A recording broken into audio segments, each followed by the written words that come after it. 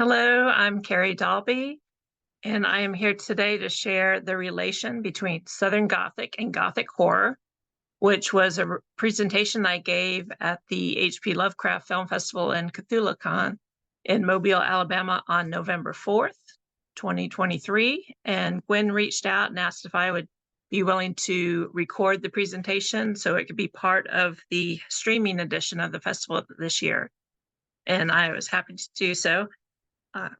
I chose to use the Gothic Horror in conjunction with Southern Gothic, since this year was the first time the festival was held in the South.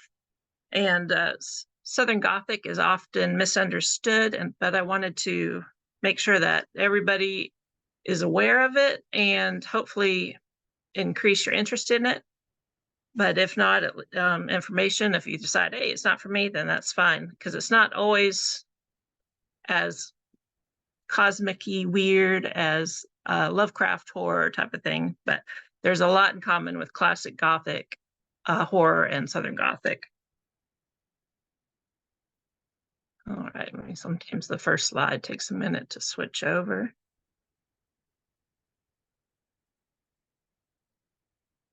All right. So as I said, I'm Carrie Dalby. I write mainly historical Southern Gothics. And some of them are family saga, some of them are coming of age, some of them have horror, some of them are paranormal, and sometimes there's a little romance elements into it, but they're all, except for one, which is Corroded, all of my other stories and novels are historical Southern Gothic with or without paranormal or family saga. And that's my collection of my published works on the screen. And my newest project are those last two, as part of the Washington Square Secrets, Discernment, and also Alliance. And Alliance releases this December, on December 5th. Okay. So with this presentation, I'm going to focus on the similarities and differences of Southern Gothic versus Gothic horror. And I am going to use examples through books and also film, since this is a film festival. And a lot of the books have been adapted into films. Okay, so a basic overview, and this does not cover everything about Gothic horror, that genre. The writing is atmospheric. It's typically a desolate or haunted setting. There's almost always a supernatural or uncanny or an evil happening. It doesn't have to be supernatural, it could be people evil. There's usually a mysterious or suspenseful edge to the narrative. Some of the earliest mysteries written were by Gothic authors. A lot of times there's the theme of curses or superstitions. There's almost always a damsel in distress. Often visions or nightmares are used with the characters through the plot line, or just in addition, like there's the creepy nightmares that the person's having, or somebody might have visions of the future. Corrupt clergy is often a theme and also a character. And emotional extremes, there'll be, love, there'll be hate, there'll be terror and joy. And there's usually an overall romantic tone to the writing and the storylines. And this quote, to me, sums up Gothic horror very well. It's by Amanda Pagan. The battle between humanity and unnatural forces of evil, sometimes man-made, sometimes supernatural, within an oppressive, inescapable, and bleak landscape is considered to be the true trademark of a Gothic horror novel. And with that Gothic horror, that bleak and oppressive landscape is traditionally in European Gothics, the castle, the manor. In American Gothics, it's often the woods and the nature, if you think about the Legend of Sleepy Hollow, that sort of thing. So it doesn't always have to be a house or building. Here's a few examples of classic Gothic horror novels. What's often mentioned as the first one, The Castle of Otranto, Anne Radcliffe's The Italian, Mary Shelley's Frankenstein, Edgar Allan Poe's poetry and stories, Bram Stoker's Dracula, and Robert Louis Stevenson's Dr. Jekyll and Mr. Hyde. This is a quote that I use in my novel Malevolent Hearts, and I often get meta in my writing, and I love to, when I'm writing Southern Gothics, I love to reference classic Gothic stories that the characters are reading.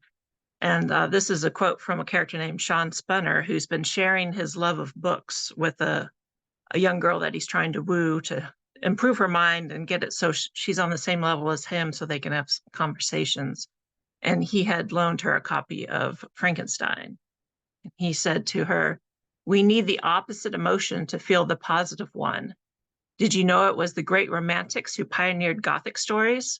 We need the heartache to feel the joy and fear for the characters. Love and horror, the sublime experience. Did you not notice those themes in Mary Shelley's novel?" And sublime is one of those key Gothic words that you hear referenced a lot, especially with the classics. Okay. The evils of humanity are often more approachable in Southern Gothics as opposed to the loftiness of the classic Gothic horror. And that's I'll show through these examples. As an overview of Southern Gothic as a genre, and again, this is not complete, but these are like the main highlights. And they're not in any particular order except the first one, which it has to be set in the Southeast United States of America and can't be told anywhere else. And that's because the climate, the social norms, and the whole experience of the culture here in the Southeast is woven into the plot. And you can't take those characters and that plot and put them in New York City or London or California. You need them in the South to make the story complete as it is, because it's that woven into the fabric of the story, of the culture and the climate and everything. There's usually themes of the grotesque or decay, moody romanticism, decadence versus poverty and social division, tragedy, damaged, marginalized, or freakish characters, and that can include people with emotional imbalances, the typical madness of the characters in Gothic novels. Could be people who live alternative lifestyles before it was acceptable, people that are segregated by race or class or culture, anything like that is often a theme in Southern Gothics. Skewed religion or corrupt clergy, which is similar to Gothic horror. Sinister events, debauchery, and sexual deviancy. And that's often not talked about as a theme in Southern Gothic, but when you start reading or watching Southern Gothic, you will notice it. And the paranormal is optional. There's not always monsters or ghosts. A lot of times the evil is the people. Now, one of the things I'd like to highlight, since the film festival was in Mobile, is Mardi Gras, because Mardi Gras started in Mobile, Alabama, not New Orleans. And there's nothing more Southern Gothic than Mardi Gras. There's the social division. Even to this day, there's only a few of the mystic societies that are anyone's welcome. There's separate kings and queens of Mardi Gras for the African American community and the white community. Of course, the lavish decadence of Mardi Gras masquerades, the gowns, the excess of the throws that they throw at the parades. There's a lot of grotesque. And in the picture that I'm using, it was from AL.com, is the Order of Myths, and their parade always has folly and death. And their folly is beating death with pig bladders, which, okay, that's grotesque.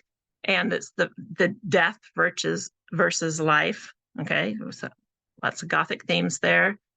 And Mardi Gras began by Catholics as a way to use their debauchery and excess and get it all out of their system before their 40 days of Lent when they're preparing for Easter. So you've got all these Southern Gothic themes going on, and of course, the broken column that on this picture that they're chasing each other around, is a phallic symbol. You tell me. I often use Mardi Gras in my historical novels and short stories, and these are just a few examples of Masked Flaws and Other Stories collection. The title story, Masked Flaws, is set during Mardi Gras, and about half of the stories in that collection out of 10 are Mardi Gras set stories.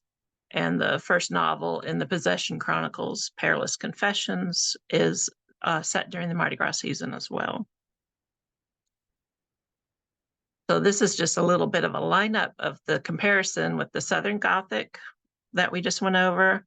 And in yellow are the key phrases and themes from the Gothic Horror.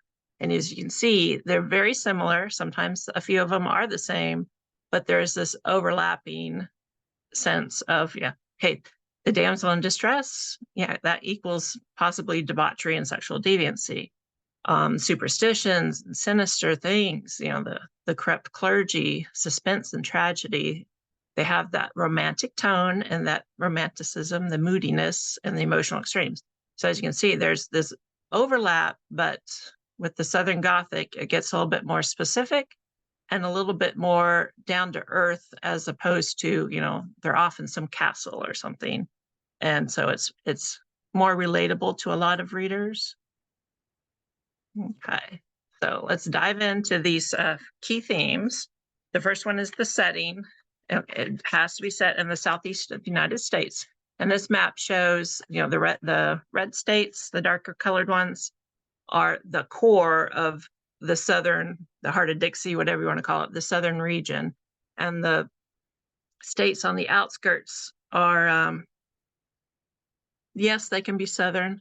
They can be Southern Gothic, but the core states are those deep South states: Mississippi, Alabama, Georgia, and the Carolinas, Tennessee, and Florida. A lot of people forget about Florida because if you think Florida, some people think Miami, and but there's a lot of Central Florida and that panhandle along the Gulf Coast that are like, you could think you're in Alabama or Georgia when you visit there. Okay, so the setting and one of the key words and themes was decay. And often when you think Southern Gothic, you think something like Gone with the Wind and the plantations, the Civil War. But a lot of modern in the last, I read a lot of historical fiction stuff. In the last century, a lot of the Southern Gothics do play back to that antebellum time, but after the fact, when it's in decay, when the houses are crumbling, when the families have lost their fortune, and there might be an old relative trying to cling to that, days of grandeur to them. And here are a few examples of titles, if you're interested in that theme. Tennyson by Leslie M.M. Bloom, which is a coming-of-age Southern Gothic. The Keepers of the House, so it's right there, it was winner of the Pulitzer Prize, Shirley Ann Grau. The House of Memory by Carolyn Haynes, which is also a mystery book too, and William Faulkner, The Sound and the Fury. And there's plenty more. I just try to give a few examples for each one, otherwise we'd be here for a long time. Okay, but it's not always the characters that had the decadence and the riches. A lot of times Southern Gothic shows the working man, the poor class, that social division, and things like the Jim Crow law. And here's a few examples of God's Little Acre, from using the movie poster. It was a book. That's Erskine Caldwell, and I've mentioned him again later, he is the grittiest Southern Gothic author I have read, and so gritty, like I want to take a shower after I read him. He doesn't hold anything back. And even though if it was written in the 40s, like back then it was scandalous. Today standards, it's a little bit mild, but the way he he expresses it, it's still so gritty.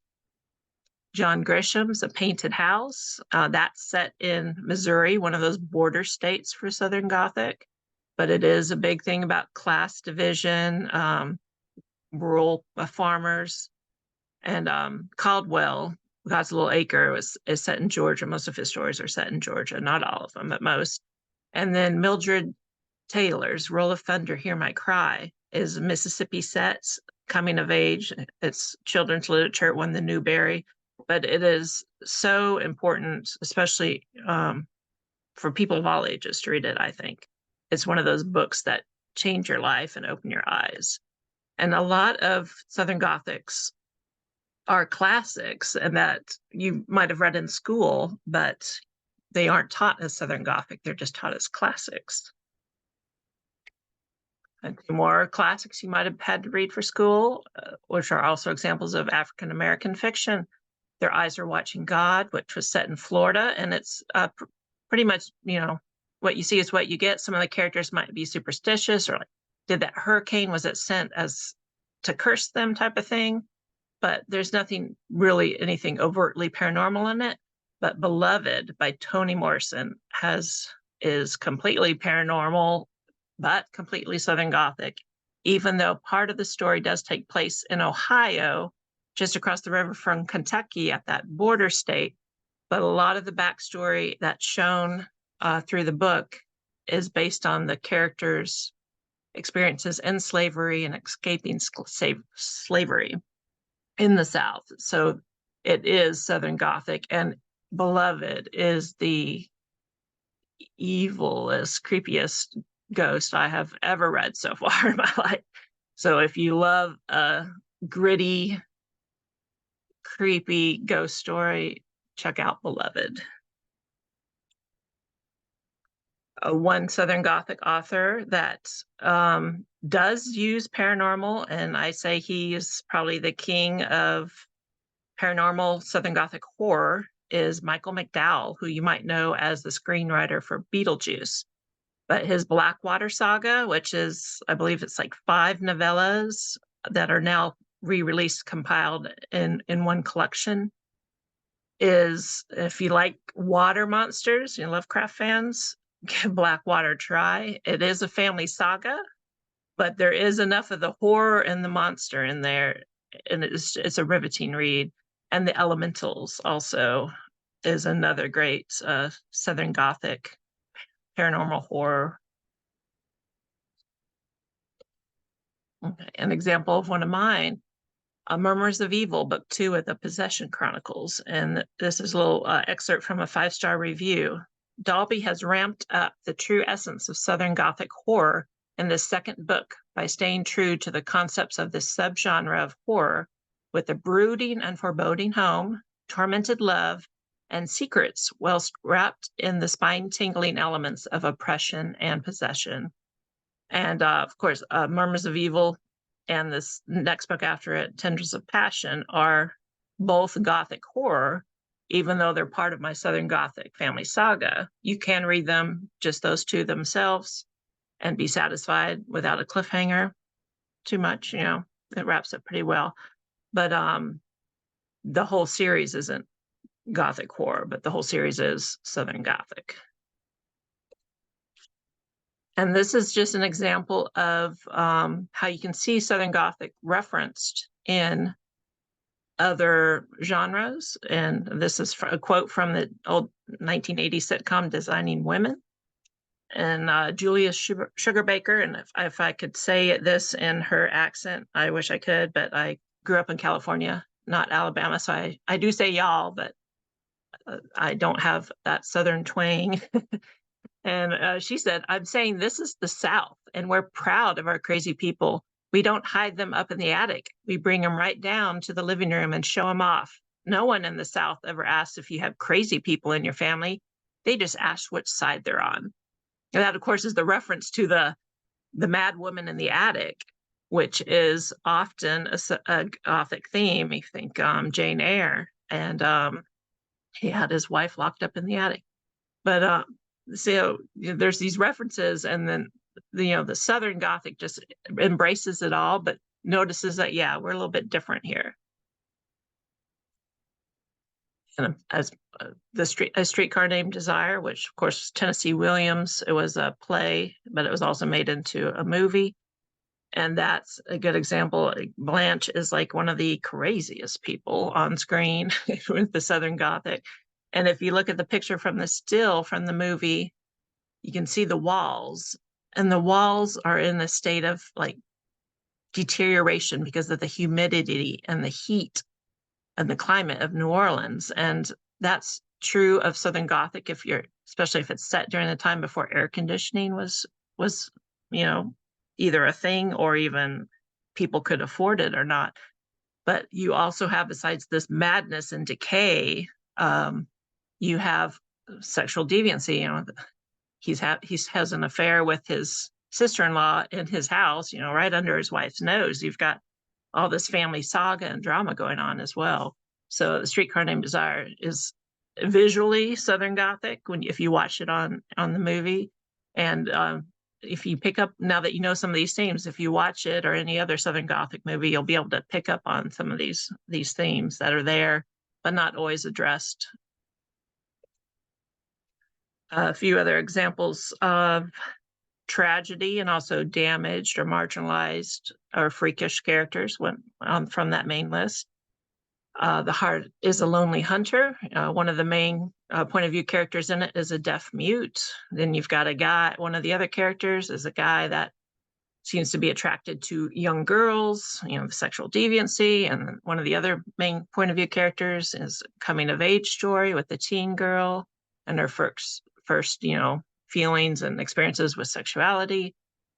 Flannery O'Connor is an amazing example of creepy and crazy characters in a lot of her short stories. And To Kill a Mockingbird, again, one of those classics that are taught often in schools, but they're not taught as Southern Gothic, even though it is completely.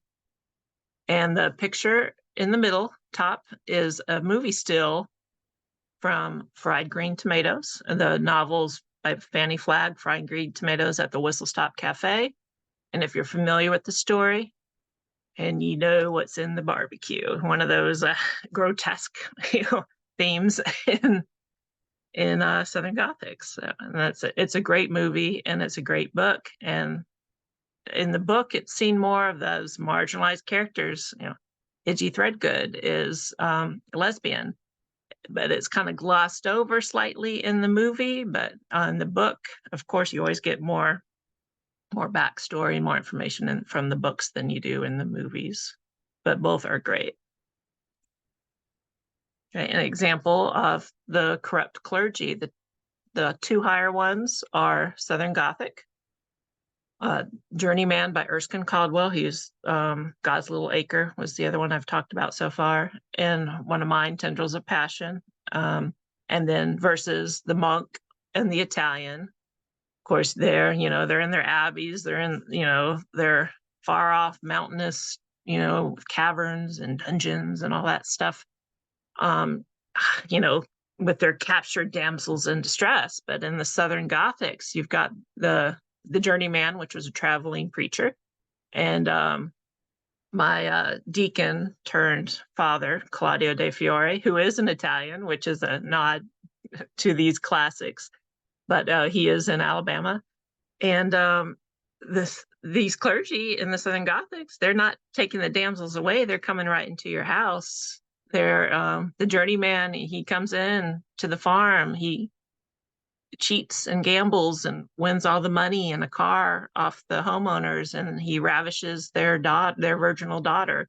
And I won't give away for mine, but Father De Fiore, but I will say he means well. He's not, I won't say he's as evil, but he's not living his life as a priest in training, and then priests should.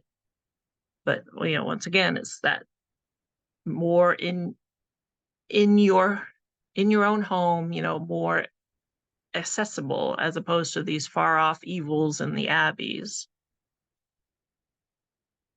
And this is one of my favorite quotes. I'm not afraid of werewolves or vampires or haunted hotels. I'm afraid of what real human beings do to other real human beings. That's by Walter John Williams. And to me, that's the essence of what I love about Southern Gothic, especially, the non-paranormal Southern Gothic, because the evil is, human nature. There's often this fight, of natural man type of thing going on and the struggles. And to me, that is more scary than, the monsters type of thing.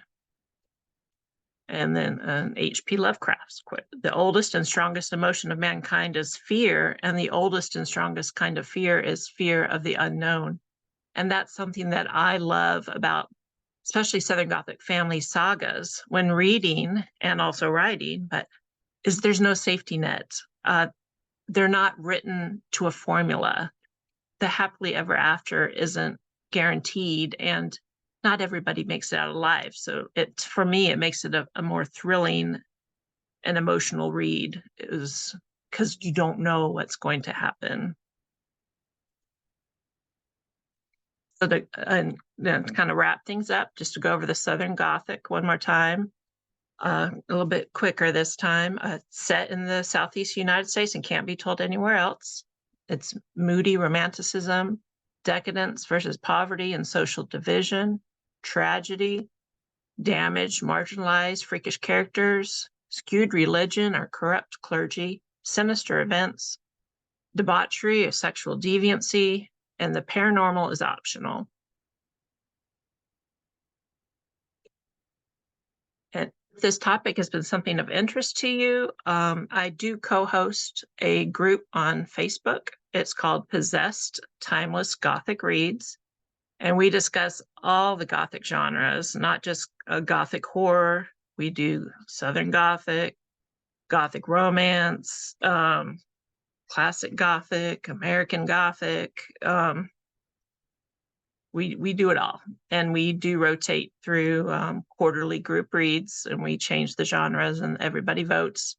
It's an optional thing; you don't have to participate in those, but it's a global group. We have people in the United States, we have people in the UK, Europe, India, Australia, and I've learned even this year, and this is our 5th year in the group, that Gothics in India are completely different than what the rest of the world thinks of Gothic. The Gothics in India are more like our Southern Gothic family sagas. It's their struggle for independence and the evils and oppression of like the British rule and things like that. So it's a great group to get insight into the Gothic genres and expand your horizons a little bit beyond just Gothic horror. And I thank you for journeying with me on this, and I'm happy to discuss this either in the comments or on social media. My website has my email address, and I'm happy to geek out about Southern Gothic and the Gothic genres in general. And I'm welcome to hear any feedback or any further commentary that you'd like to add to the discussion. I appreciate the opportunity to be part of the streaming event for the H.P. Lovecraft Film Festival, and I hope that you've enjoyed this. And I thank you for coming along and learning more about Southern Gothic.